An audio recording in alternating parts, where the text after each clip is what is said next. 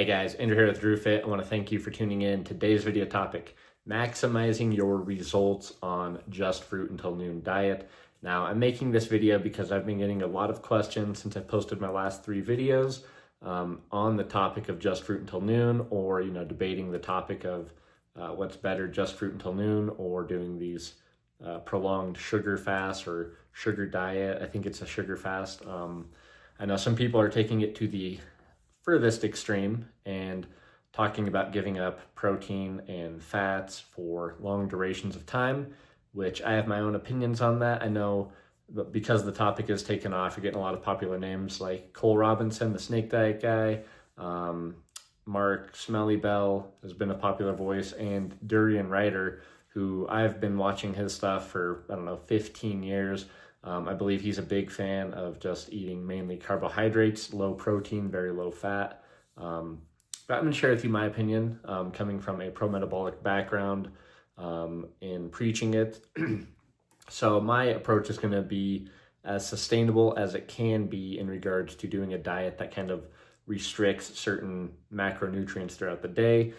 So in my opinion, if you're going to maximize your results on this diet, I would, number one, suggest doing just fruit until noon.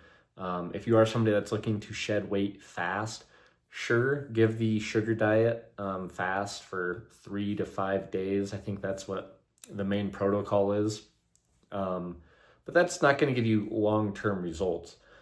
It could shed weight, say you got a vacation or a specific event coming up. Sure, that's great. Go ahead and do that. But if you're wanting something more sustainable, you're going to have to take more of a balanced approach to it. So just fruit until noon, 2 or 3 feedings of easily digestible fruit that your body agrees with. You can salt your fruit, throw a little sugar on there if you want to make it more sweet. I've been noticing great benefit with that.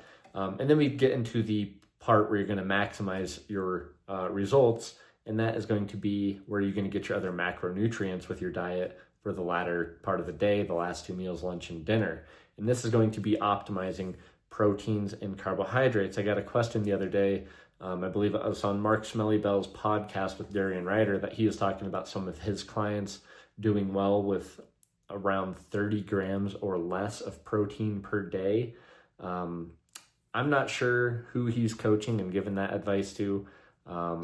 Personally, I would not give that advice. I think if you're wanting to live a healthy lifestyle, if you're somebody that works out, lifts weights, is pretty active, you're breaking down muscle tissue, you're going to want to get good sources of protein in your diet.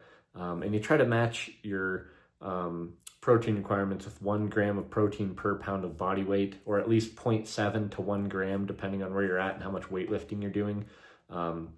So keep that in mind. You're breaking down muscle tissue. You want to rebuild it with good, healthy amino acids. And you don't want to just be eating muscle meats. You want to be eating things that have those anti-inflammatory amino acids like gelatin, collagen, bone broth, stuff like that. They're going to balance those ratios.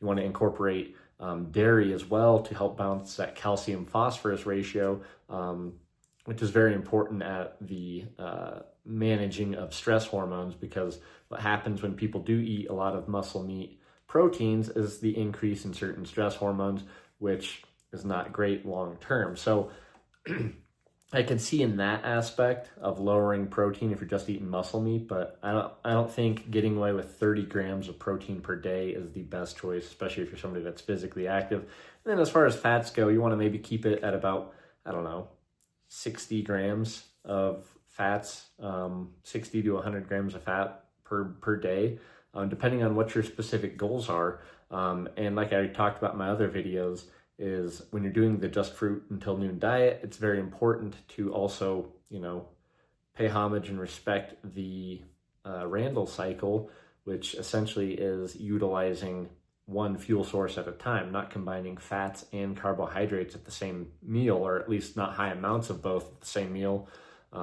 because those are going to interfere with one another, and using one for energy and then storing the other one in the fat cells. So you want to kind of keep those spaced apart.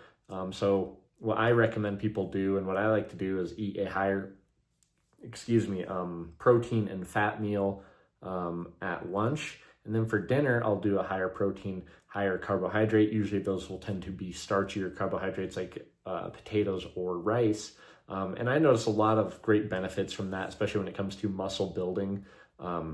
Eating starchy or carbohydrates, I don't know if they get shuttled into the muscles better or what the deal is, but I notice a lot better, fuller muscles when I'm eating starch later in the day, and eating fruit, which is easily digestible, a faster source of energy that your body burns through with just eating fruit. So that could be the argument there as to why eating starchy or carbohydrates would be better for muscle gaining. But as far as maximizing just fruit until noon or doing a sugar diet, sugar fast, whatever you want to call it, I think there's smart ways to go about it, and there's extreme ways to go about it. And through my personal experience, I've been doing this for 15 years, doing a lot of different diets. What I've come to learn is that what is going to be the most sustainable for you day after day is going to give you long-term success. Doing these extreme diets, eliminating a lot of these foods like proteins or fats long-term, I just haven't seen it to be sustainable in my life, or people that I've, talked to online, people that send me questions and stuff. They struggle with that as well, going to the extreme diets, whether it's carnivore, veganism, fruitarian, whatever it is. The answer will always be somewhere in the middle of a more balanced approach, not so extreme. That kind of stuff burns fast and dies fast. So that's my take on it, guys. I hope you guys enjoyed this video. If you have any other questions on how to maximize the results on the Just Fruit Until Noon diet, drop them below. I'd love to hear from you and get back to you. And don't forget to subscribe and follow me on Instagram at DrewFit. Thanks, guys.